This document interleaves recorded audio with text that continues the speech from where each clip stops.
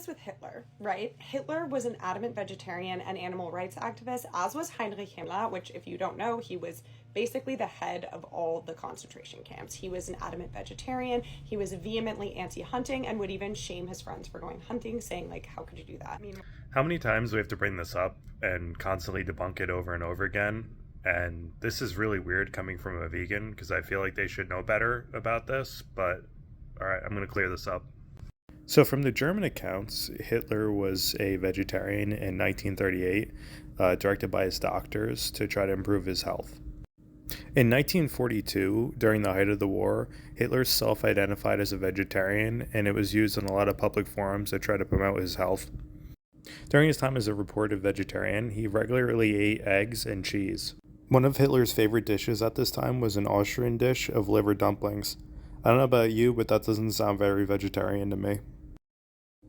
In a 1937 New York Times article, it talks about how Hitler occasionally enjoyed a slice of ham and some caviar.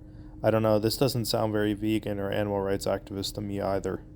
As far as Himmler, there is some accounts online saying that he was a vegetarian, but there isn't any evidence to back this up.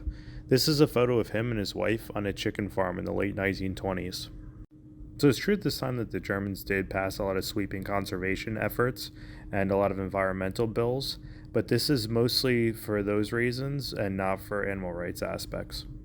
So if both these men likely weren't vegetarians, you're probably wondering why this myth exists today. In comes Joseph Goebbels.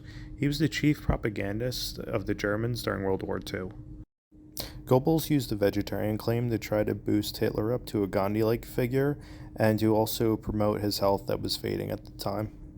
They also produced these animal rights bills to try to boost further support for the Nazi Party, but vivisection was very common in Nazi Germany. So yeah, I think it's a huge claim to say that Hitler was a vegetarian. I think it's even a bigger claim to say he was a vegan, and I think it's pretty much an impossible claim to say that he was an animal rights activist. It really shows you how powerful the propaganda at the time was, that people today are still espousing the same kind of rhetoric.